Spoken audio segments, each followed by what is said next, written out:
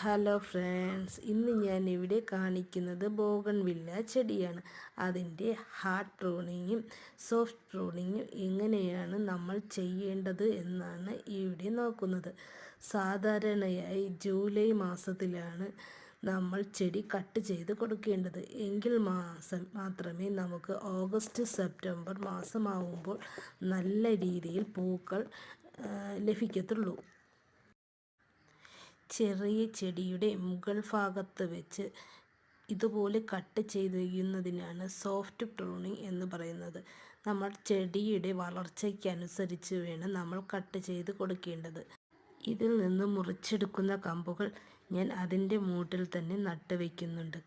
കാരണം നമുക്ക് ഏത് കളറാണെന്ന് തിരിച്ചറിയാൻ വേണ്ടിയാണ്.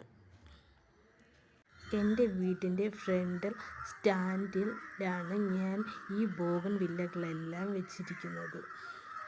എല്ലാം നന്നായി കട്ട് ചെയ്ത് വെച്ചിരിക്കുന്നു. ഇനി നമുക്ക് ടെറസിൻ്റെ മുകളിൽ ഇരിക്കുന്ന ബോഗൺവില്ല കട്ട് ചെയ്ത് കൊടുക്കാം. ഇതുപോലെ ഇവിടെ ഇരിക്കുന്നതെല്ലാം വലിയ ചെടികളാണ്. ഇതിനെ നമുക്ക് ഹാർഡ് പ്രൂണിങ് ചെയ്യാം. നമ്മൾ കട്ട് ചെയ്യുമ്പോൾ കഴിഞ്ഞ വർഷം ചെയ്തതിന് മുകൾ ഭാഗത്ത് വെച്ച് തന്നെ കട്ട് ചെയ്യാൻ ശ്രദ്ധിക്കുക. ഈ വീഡിയോ ഇഷ്ടമായെങ്കിൽ please like, share and subscribe.